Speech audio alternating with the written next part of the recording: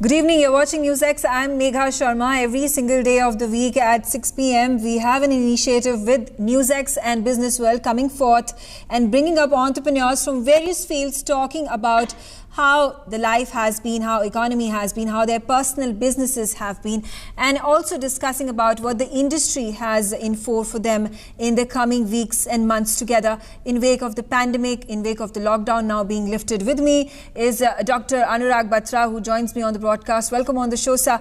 I will to Dr.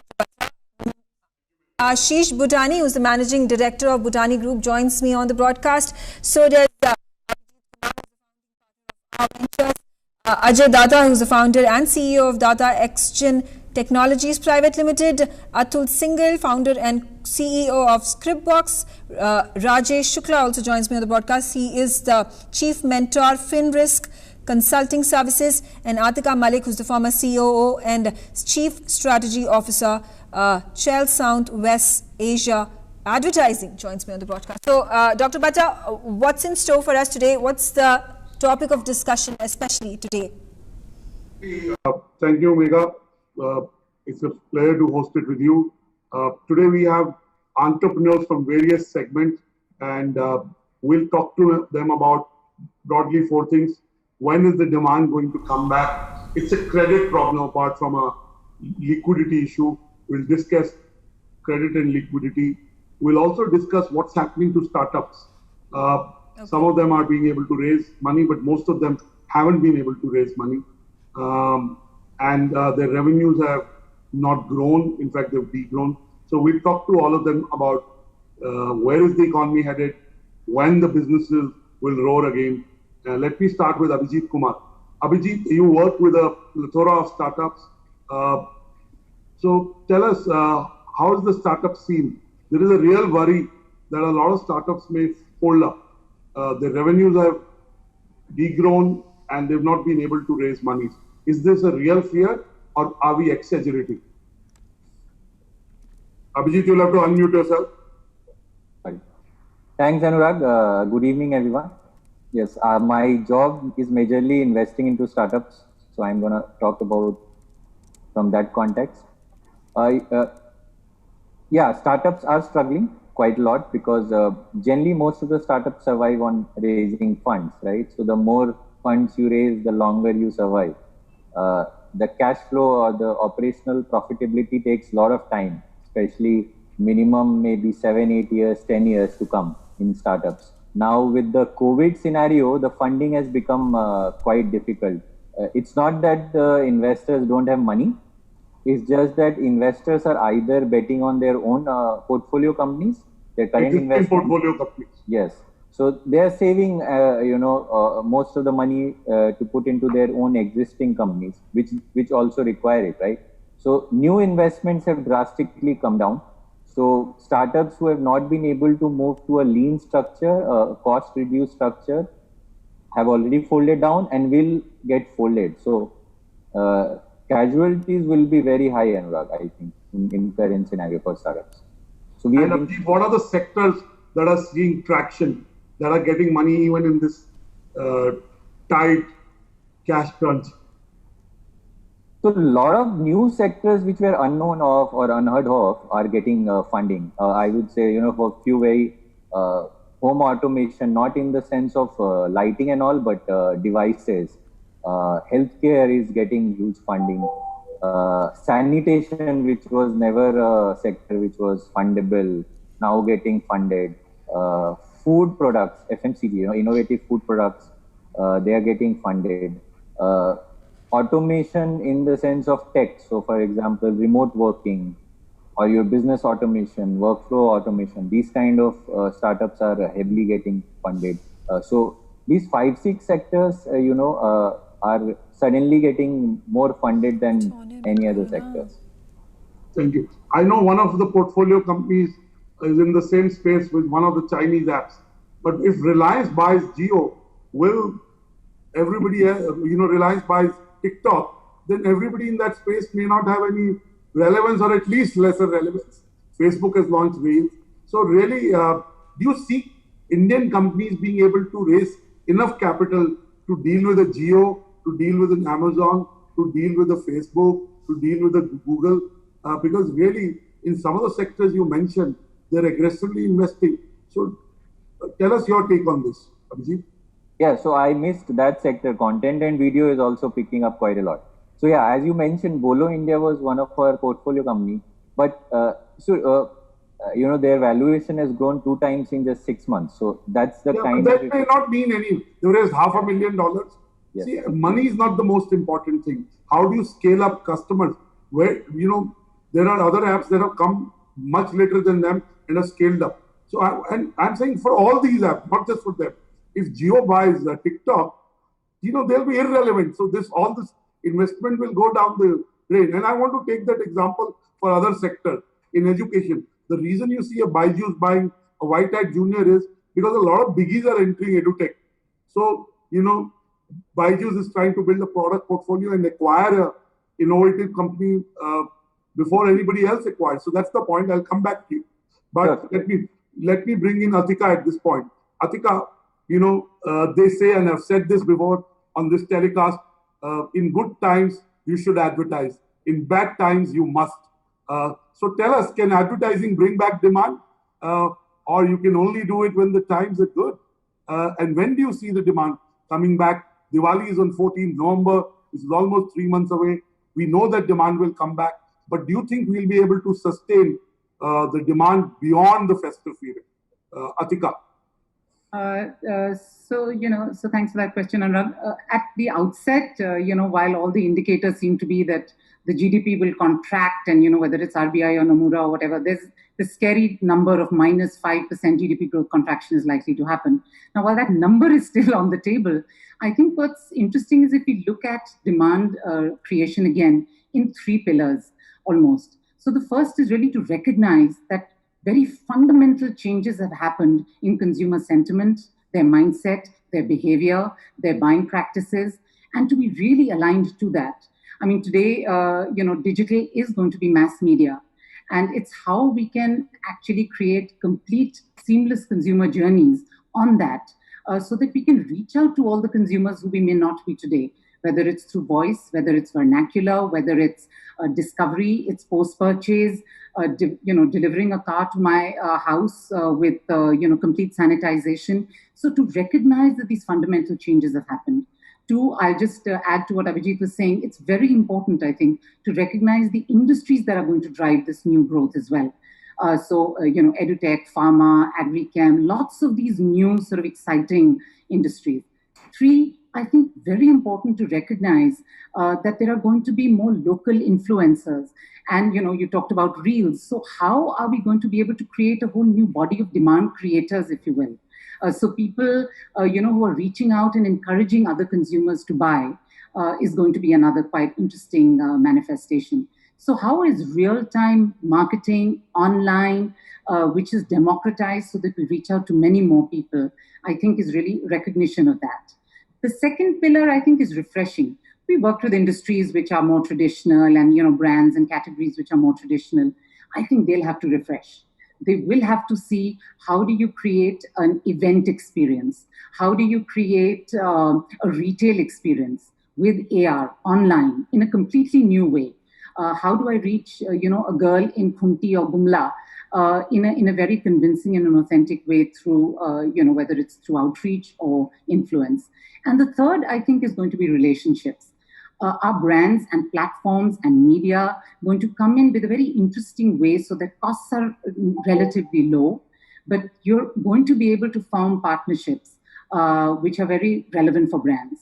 So whether it's with channels or media houses or other brands which are talking to millennials, because frankly, the backbone, which is digital, has been already laid out with very low-cost mobile devices and very great data plans. So I don't think we're going to take as long or it's going to be as worrying if we manage to do these recognition of new consumer behavior, refreshing existing and leveraging relationships to keep costs down and reach maximized. It's good to be optimistic, but they say hope is not a plan.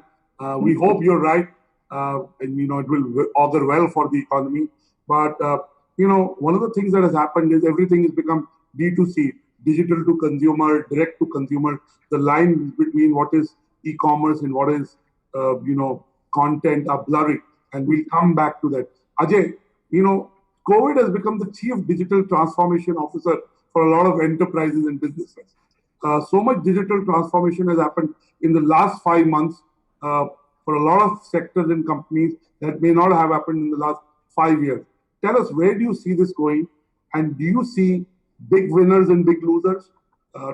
Give us your take on that. Thank you, Anurag. Of course, there is obviously on a similar lines what Atika and Abhijit said, but I want to just add one word here: contactless economy, contactless innovation.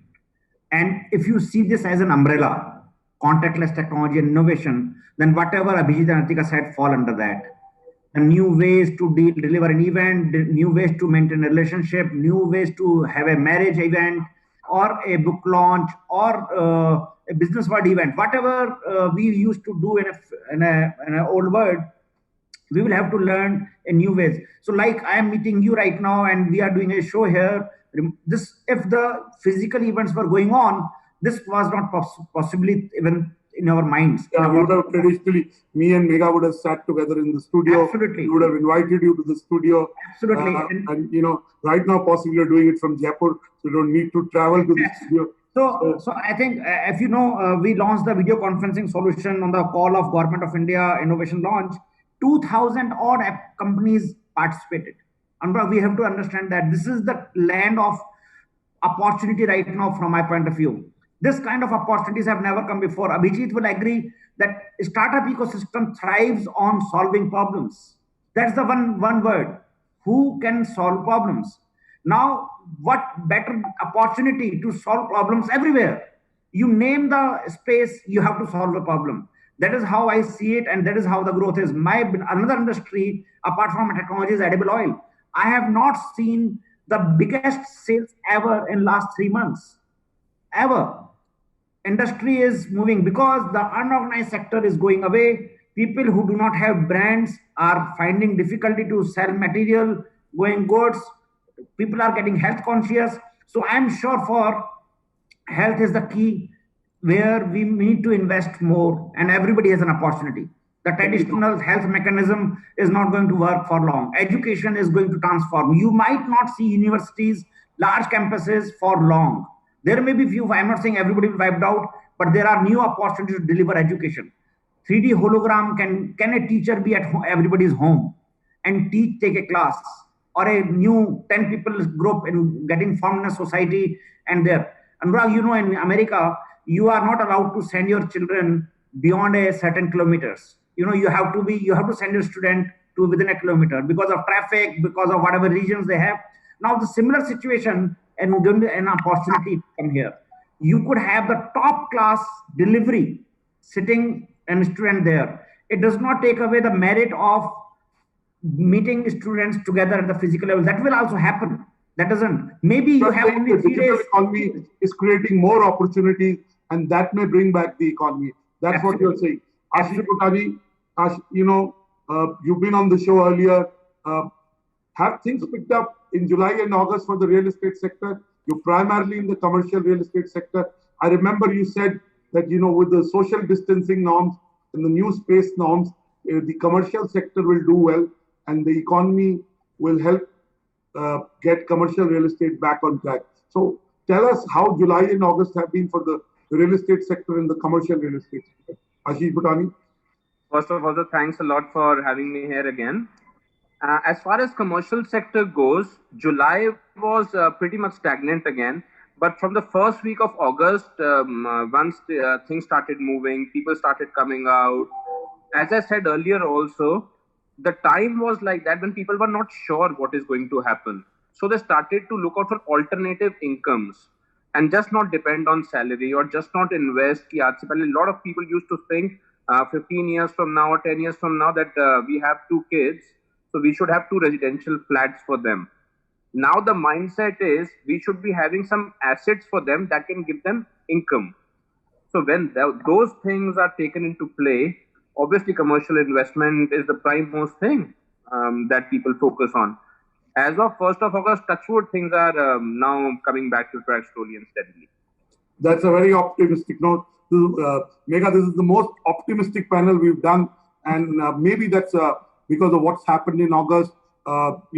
In July, GST was back 84%. So, Atul, your opening comments, and I want to specifically ask you, have you seen startups benefiting from the economic stimulus that the government has given, and how do you see the outlook on the economy in the next few months? You'll have to unmute yourself, Atul. I'm the eternal optimist. I mean, first of all, fantastic to be in a panel like this. I've always said that the ultimate test of India, or the ultimate strength of India, is its entrepreneur. We are enterprising. We are driven. So I come from the capital markets, right? At Stepbox, we manage money. So we really don't think short term. So my apologies. We typically think slightly more long term. We genuinely believe that this is a short term blip in the long term story of India. India is going to be strong. If you look forward 5 years, there couldn't be a better time than now to be investing. I mean, everybody's talking about the capital markets are ahead of the economy, and that's because the capital markets lead slightly ahead, and we believe that this is a great time to be investing. Yes, there are headwinds. We don't know whether we're in the beginning or the middle or the end of the COVID pandemic. What the health scare is, what the outcomes are going to be, whether there'll be a second wave. That will determine some of the economic recovery, the ability of people to come out, etc. In terms of your question around the economic stimulus, any money is welcome. How well it actually reaches the end consumer, how well it reaches the actual entrepreneur to transform, time will tell. But I think some of the reforms which have happened in agriculture will drive demand, and that is the ultimate piece. I mean, we've seen from the numbers in the FMCG, etc., that we're clearly seeing that there is increased demand in the rural areas, in the semi-urban areas. It will take some time, there is no doubt, but I am the eternal optimist that there is no time like now. And I think most industries will rebound. I mean, some will take longer, things like travel, hospitality, etc.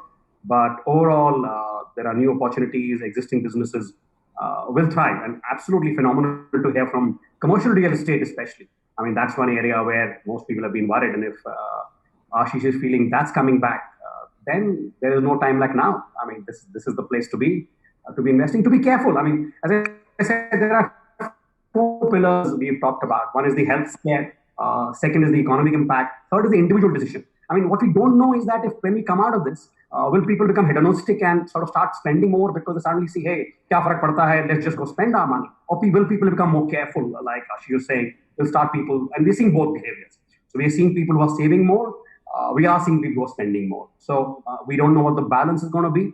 The advertising people will know best on consumer sentiment. But yeah, overall, to your question, economic stimulus will work. The economy in the short term will suffer. There's no doubt, absolutely. But anything beyond 6 quarters, 8 quarters, this is going to be phenomenal. There's going to be consolidation with a good company. I don't think there is any doubt or debate about India's attractiveness and India's economy in the medium and long term. We were talking the short term, but we value a perspective. Mr. Shukla, again, you work with startups, corporates. Tell us, where do you see the economy headed? What are the sectors that you are betting on? And do you see any issues post-Diwali? Again, there may be a slowdown. Mr. Shukla? Yeah, Dr. Anurag. Are you getting me? Yes. Dr. Anurag, I feel the new policy of the government of India, especially Atmanirbhar Bharat, is giving a great opportunity to the entrepreneurs and startups, especially when the defense ministry and all other big ministries are restricting imports. That's a very good chance for the startup. They can study well and good margins are there. Number 2, I am monitoring on behalf of Government of India for the disbursement under the PSB scheme with CARE and Student Poor under the FinRisk. So we have seen in last 2 months, almost more than 2 lakh crores are dispersed as the working capital, as the MSME and startups.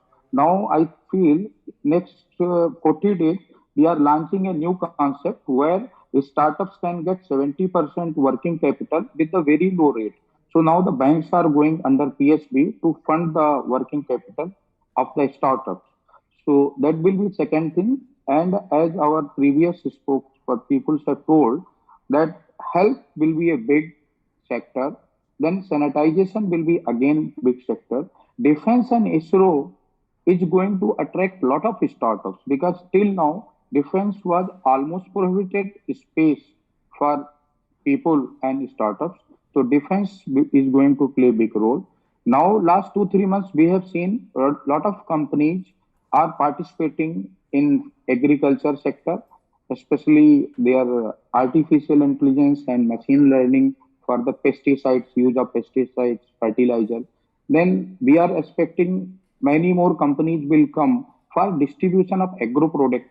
As we are aware, almost 40-42% of the agro products are going waste because of the distribution system, our storage system, and all others. Cold storage, so on and so forth. And now with the Dr. Anurag, the new concept is coming under cold storage.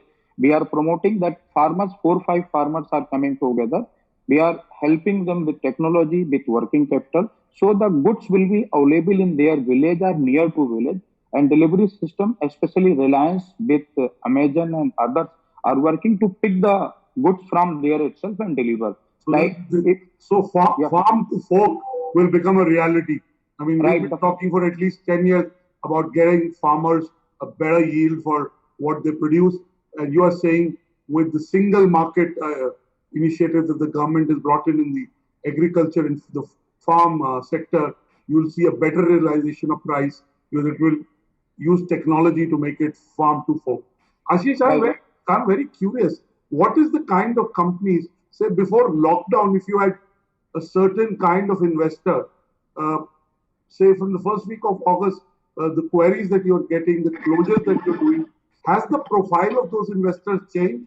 And if yes, how? If it hasn't changed, then my question is irrelevant. So give us a sense on who is these people who want to invest in commercial real estate and has the profile changed from March? Yes, pre-lockdown, we usually used to get very seasoned investors. People who have invested a lot of time in real estate. This used to be their 4th property or the 5th property. But as we have seen August onwards, there are many first-time buyers who are coming. Pretty much I was surprised to know a couple of investors, particularly I would like to talk about. They came in and they had no idea what real estate is about, what documentation is about. Young couples, 28, 29. And they wanted to invest in commercial real estate as a secondary income option. That is what substantiates the fact as well that now people want real estate asset as their security. FDs, as people have seen worldwide, not just in India, the FD rate, the fixed deposit rate, was about 20-25 years ago, was about 12% per annum. It has slid to almost 4.5-5%. And as seen in the Western economies, as seen in Japan, it will slide to 0% or 0.5% per annum. People do realize real estate is the only safe bet. Commercial real estate is the only safe bet wherein they can have an income generating asset. Okay, with flexi working, I won't call it work from home because my view, yes, ma'am. I just have to interrupt you. We're having a very interesting discussion on the economy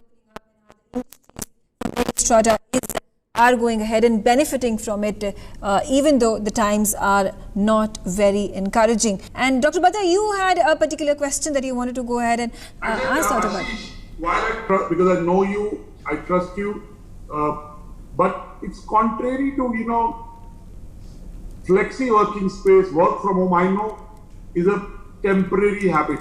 Some of it will stay, but I believe going to office for a lot of people is cathartic. It's a way of life. It's about human connection. It's about getting away from the same routine that you have at home. So I know offices will not go away in a hurry. We are right now constrained because we have a healthcare issue. So, but having said that, flexi offices will make sure that some of the office space requirement comes down, but maybe it will be messed up by growth from the companies in the content space, in the technology space, because they will grow hugely. So tell us, Give us a little more insights into what you are saying, that there is a interest in commercial real estate as a secondary investment and a secondary income. Give us some more granularity. So what happens is, I'll add a couple of things to this. Pre-lockdown, the government norm was that it's 65 square feet distancing per square feet requirement as much as people. Like supposing there's a 10,000 square feet floor, not more than 130 people can sit on it. Now, after post-lockdown, the government issued an advisory that it should be 125 square feet now. That reduces the people to almost half, little more than half. What happens is, now people, good companies, major MNCs, would be requiring more grade A offices. Second of all, as far as you are saying what work from home, I have a simple question.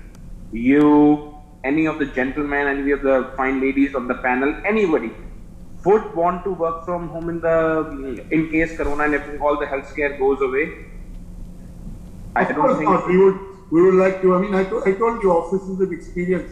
It's not. I mean, we are doing okay, at least in media, because we can do content, but the sales is not the same. Distribution is not the same. So of course, we would like to have an office. So in a lot of industries, people would like to get to office, but we may not be in office all 5 days or 6 days, depending on what sector you work in. We may go to office 2 days a week, 3 days a week. But not having an office, I don't think in my mind is an option. And maybe we can take a poll here and see what people have to say. Right now, we don't have a choice. We want safeguarding people.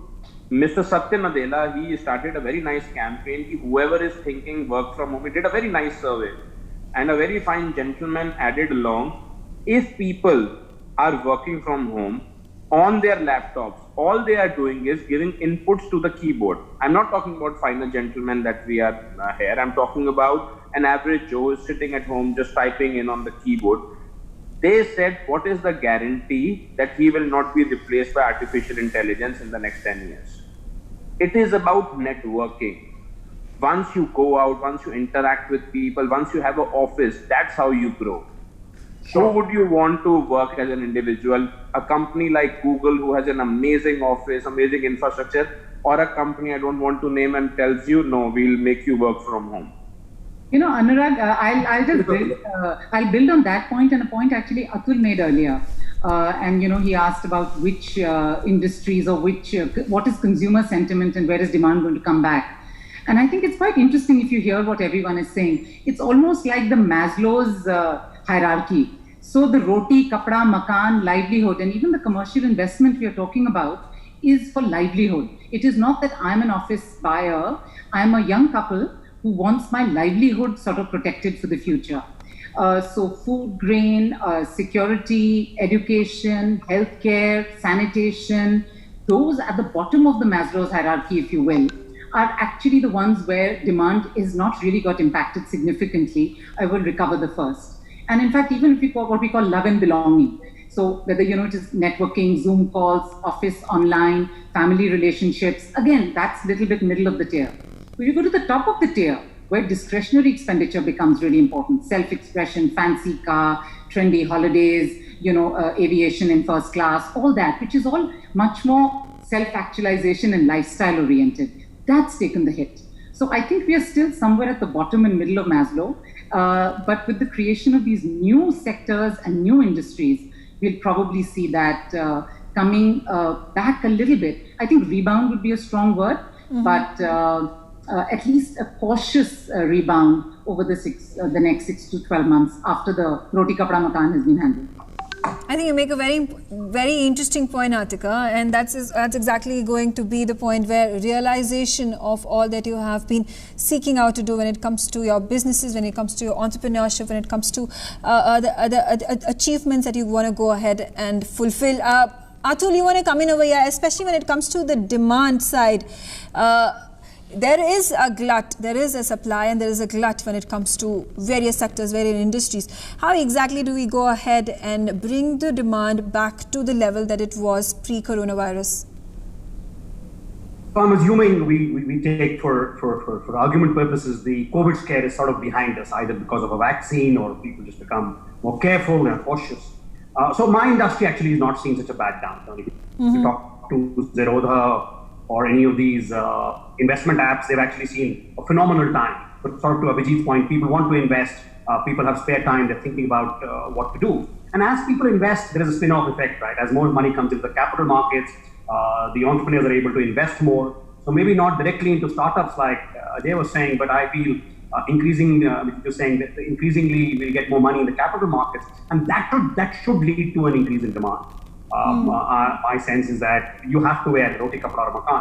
So one of the most impacted industries is retail. I know some people in apparel, both the supply and the demand got impacted. And Atul, there is about 1,75,000 crores of lease rental discounting that happens in this country. That's at stake. That's another debate by itself. I mean, we ourselves at Scriptbox, we have a property in Bangalore where we have our offices. We all work from home, but I feel co-creation, collaboration, ideation, innovation is difficult to do remotely. I mean, you can manage, but you will have to get back to offices. Demand will come from people like us. I mean, we have to start opening up our purse strings. We have to lead from the front. We have to start hiring people. We have to believe in growth. You can't be saying one thing and doing something else. So we're trying to put our money where our mouth is. We're starting to hire. We're starting to invest in advertising. We're starting to actually do. So we all were careful for 4 or 5 months. But if this is the new normal or this is the new way to live, let's make the most of it. So to your point, demand will come from us. I mean, we'll have to spend. We'll have to firepower the economy. Do it prudently. Obviously, it's investor money. We're not here to blow it up or waste it. But invest in growth because it's there. It's probably 6 months away for all. But if you invest ahead of the curve, you can hire better talent actually. You can. So that's my view. Demand will come from spending. Yes. Demand will come from us as entrepreneurs, our people who we invest in. And yeah, I hope I've answered your question. Yeah, absolutely. And in fact, Abhijit, if you could answer the same question for me, especially when he goes ahead and says demand has to come from us, we need to go ahead and put money into the market. There are so many challenges and hiccups that are currently involved, especially number one being the fear of coronavirus. As much as there is the coronavirus spike and the number of deaths, which thankfully are reducing right now in the capital. But when you talk about Mumbai, when you talk about Bengaluru, things are not as smooth as one would like them to be. And only a vaccine, when its advent happens and it is gone ahead and provided to every single one individual in the country and across the globe, are things going to look better. But anything that we can do right now to further improve these patterns, improve these numbers, bringing the fear out of people's minds? Abhijit, you'll have to unmute yourself. Sorry. I think the single most used word in the last 5 months is unmute. Yes. I think we are able to unmute the economy. Absolutely. As Atul pointed out very rightly, there is no dearth of money in Indian ecosystem. From a startup perspective or any market perspective, investors are sitting on billions of dollars. So there is even if they keep pumping the money for the next 10, 20 years, there is enough money for again another 10 years. So even startups, MSMEs, small businesses, big businesses, they don't have to worry about. And I think the top strata hasn't reduced their spending, they've just diverted their spending. So you can't travel, so what do? You do shopping. So if you see the shopping, Amazon has done more business in the last few months than what they used to do, right? You compare their last 5 months this year compared to their last 5 months 1 year back. So they've done more business. So people are finding ways to spend. So I don't think top strata has any problem of spending. Yeah, middle and bottom strata will have problem spending because some of them might have lost their job. Agriculture got hit a little bit, but I think that's where government is coming into picture. They are empowering the bottom, so they'll make sure that the bottom and middle survives. And I think the top, the entrepreneurial layer or the business people, they are gonna strengthen the ecosystem from top to bottom. So my philosophy is the bad time is the best time to start for any business, because money is cheaper, you can raise money faster, you can get customers faster because customers have lesser options. You can emotionally kind of blackmail them and get to your product. So this is the right time to start up, especially for people who are sitting on the top of the pyramid. More management, I would say CXO level people should jump in, start up. This is most of the the global companies which are right now name of either Google, Amazon, all have started during depression. So okay, it's the best time, I would say. I think that's an interesting point. Mr. Shukla, Rajesh Shukla, you'll want to make a point over there. Best time to start is during depression, when the market is in recession, because that's how you get the maximum returns at the cheapest prices. Yeah, market is getting lot of demand, especially last 45 days. The people who are sitting in home, as other people told, all online companies are getting good orders. And more interesting, as a finance company, we are getting a lot of LOI from the investors, especially from Europe and from Japan. And I hope next 40-45 days, good results start coming. On the other side, bottom and middle line is already funded by government. Government is trying to push hard through the PSUs bank and other financial institutions. And agriculture sector recovery is very good. I feel the real estate, especially small offices and affordable housing, is going to see boom very soon. Interesting. Abhijit, I want to ask you a question. Megha, I'm interrupting. Yeah.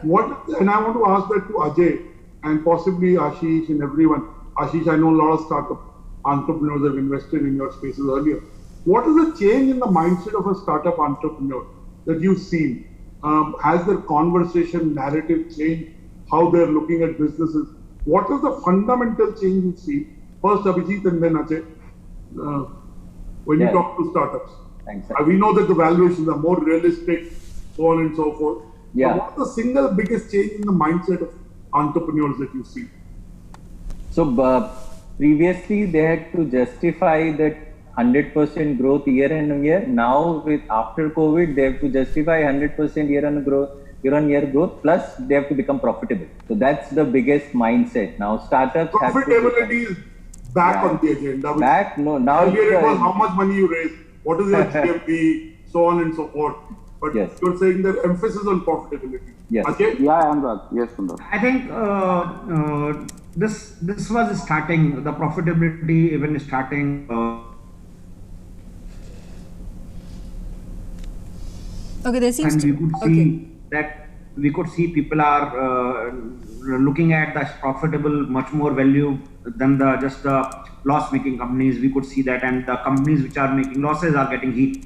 But what I saw in last 3 months while mentoring lots of startups are the instinct to survive and fight. I think I have not seen that before. The fighter spirit. Those startups who are surviving right now are not really worried about whether they will get the money or not. They are now finding out the ways and finding out the means through which they can deliver the services and really capture that opportunity to see. अनुराग, बहुत अच्छी बात जो हुई है वो ये हुई है कि almost everybody is coming on a playing level field. आपके पास में शोरूम नहीं है, बड़े सेल्समैन नहीं है, ये they cannot go and influence anybody, they cannot go and meet in networking which you could not afford. So it is bringing that gap down. And now I have the similar opportunity to meet with a networking with a person. The way you can hear somebody, I can also hear somebody. I need not to wait for the pass of going to the networking event. It is available, and I am able to do that. And I can market. Social media has become very important. Abhijit just said about the higher sales of Amazon. I think this is more to do with lockdown in the country. दुकानें बंद हैं तो लोगों के पास force full खरीदना ही पड़ेगा. I don't think we should take this as an indicator, but one should definitely take it. It is a permanent change. It probably is.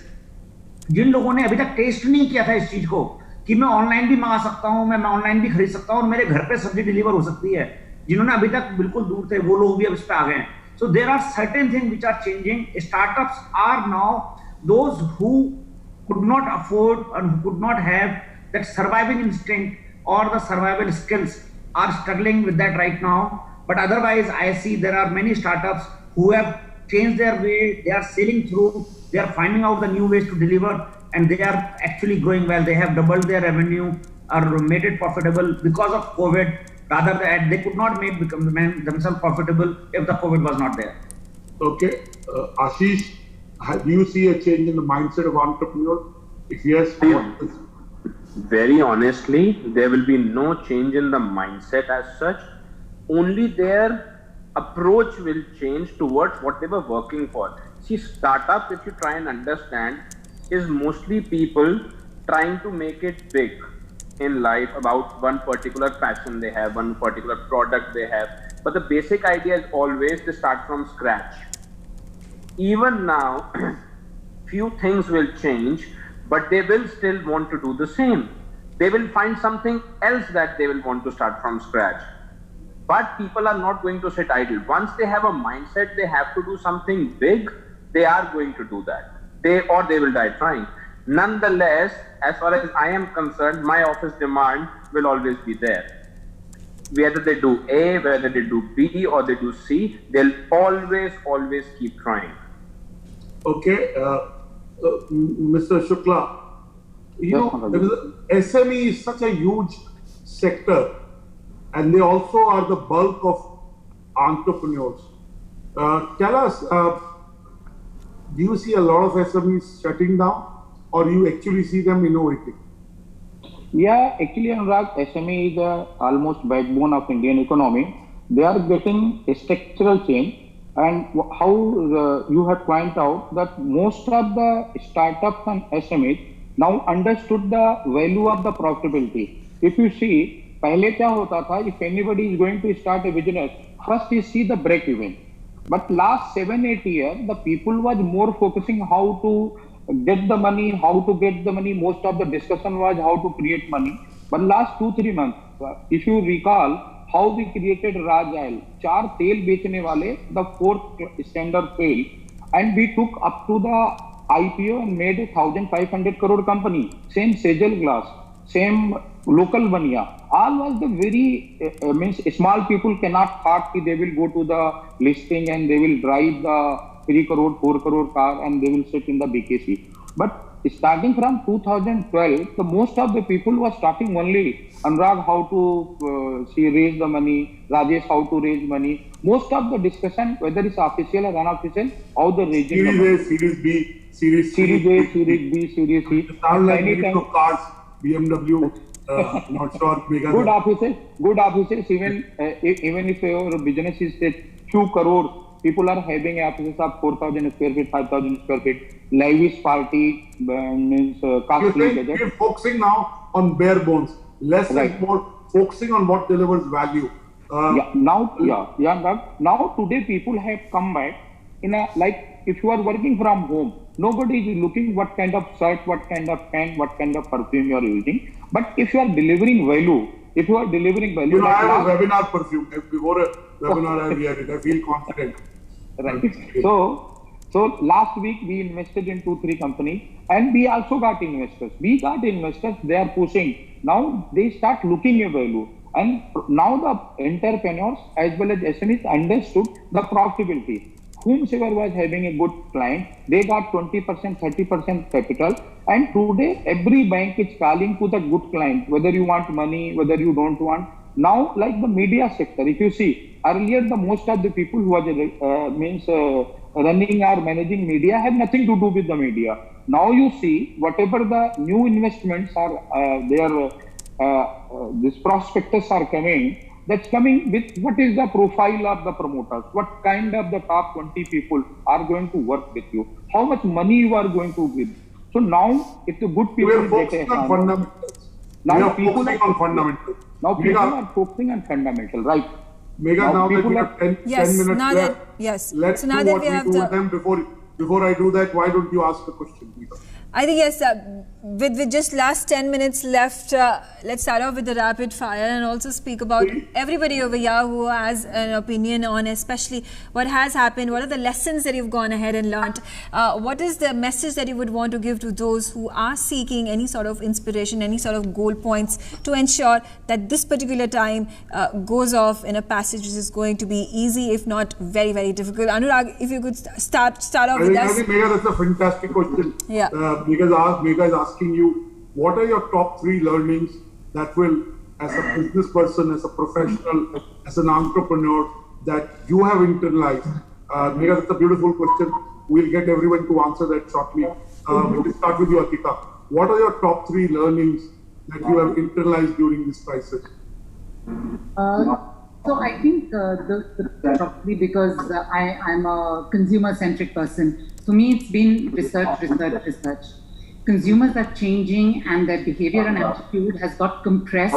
What would have taken probably months and decades of change, like digital education, would have gone baby steps, has got really compressed. So if we don't keep our ear on the ground and are listening to what our rural consumers are listening to, what our urban consumers are saying, and how rapidly their lives are going to be demanding new things, I think we'll get left behind.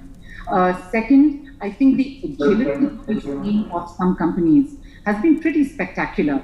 Whereas a food delivery company suddenly overnight morphs into an anything delivery company. That agility of business, I think, has been phenomenal. So companies who are not legacy, but on the ball and able to move really fast has been powerful. And third, of course, I think much has been said already on it, but really about how digital is going to be, the new mass media, if you will.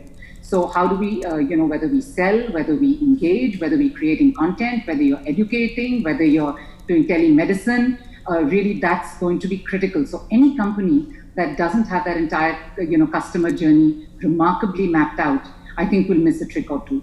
So really, these have been my top 3. Okay, Abhijit, your top 3 learnings. I think first learning I had in this lockdown, personal. So what we all think is hard is not really hard. So I used to think cooking was very hard, but I learned cooking in the last 4 months. So I think that's all about, entrepreneurship. You need to never say never. Never say never. Yeah. You need to try. Yeah. The mindset that we have, that we can't do that. We have to do away with that. Second is, I think the whole stigma of that India doesn't have money. India has lots of money for, even if 10% of the whole country becomes entrepreneur, I think money is not a problem.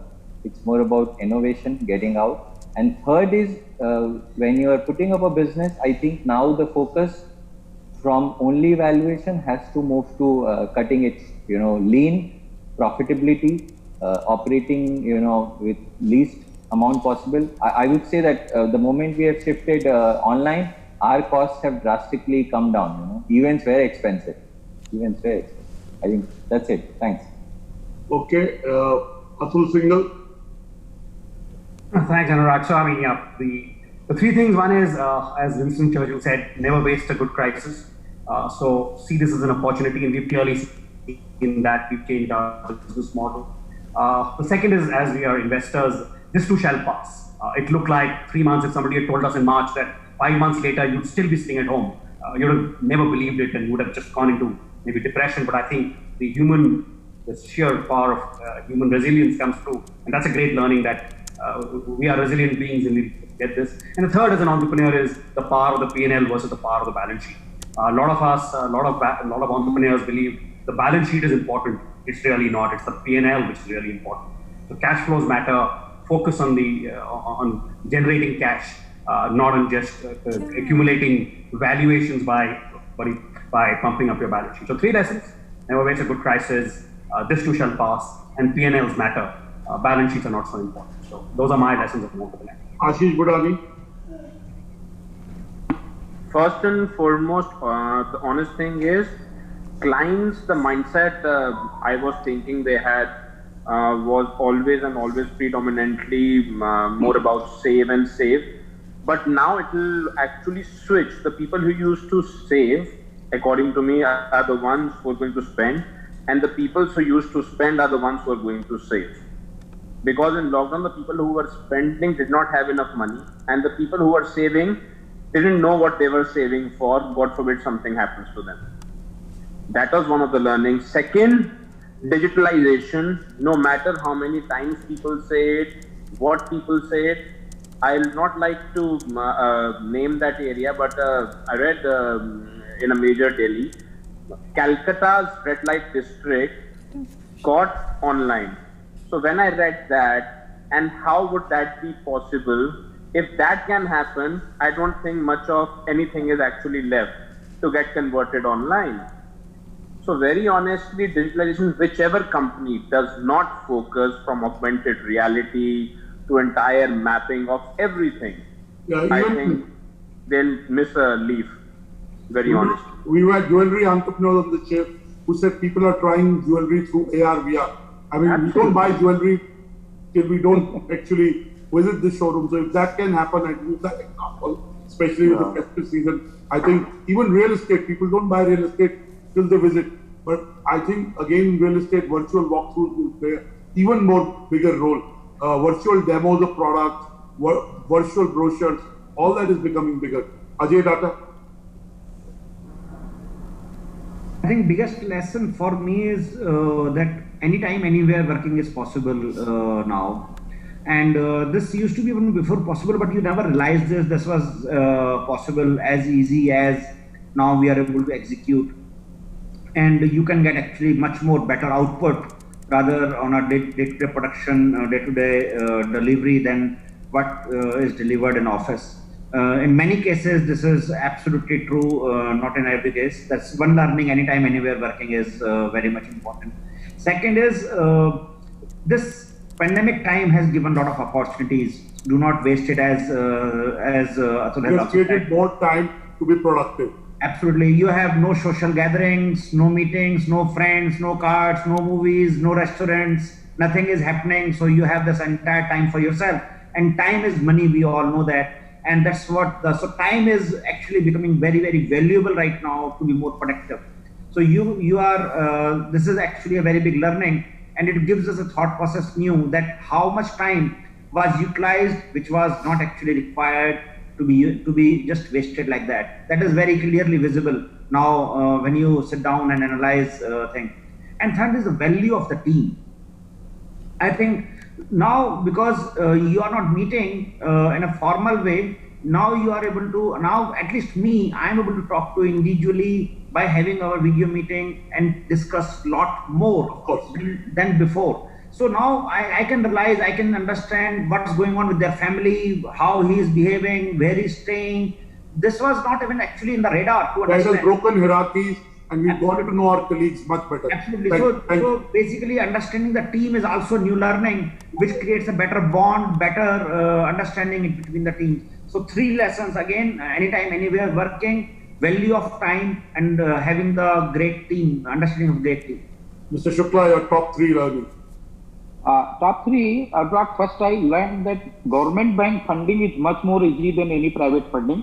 Earlier, last 15 years, I was thinking private investor and global investors are much more competitive or easy. But last 2 months, I have seen the government banks fundings are much more easy and very economical and lot of say flexes there. Number 2, we have learned focus on the fundamental.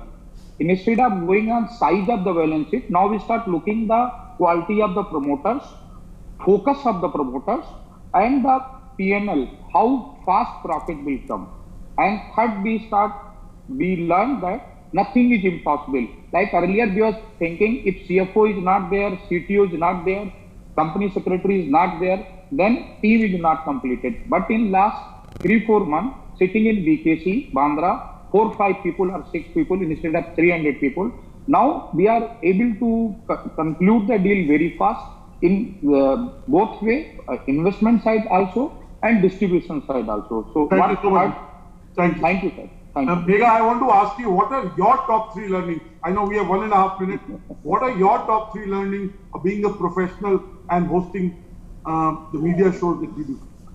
I think one particular thing that I definitely learned and that should be the learning curve for everybody over here is never give up, continue to go ahead and utilize this time, utilize the resources, and obviously you come out with some really innovative measures to counter a lot of challenges that you end up facing. So that was the biggest learning point, and obviously adversity is the mother of all invention, and that's exactly what we have been doing at our channel as well. So we're utilizing this point of time, the crisis has been turned into something very beautiful, where we are going ahead and taking on challenges head on, and trying to make it as lucrative an affair and as effective and insightful an affair, like having these Zoom meetings with all of you, because that's again a point of innovation over here, where you go ahead and utilize something which has been a challenge or a hiccup and going about converting into something that is going to be useful and lucrative on a larger scale of level. And I think that's been the taking point from all the guests that have joined us on over here, and Dr. Batra, from you as well.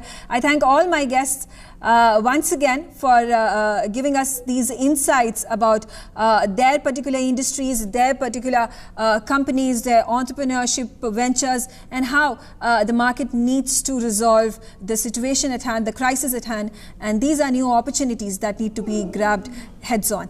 For more such videos, subscribe to the NewsX YouTube channel, hit the bell icon.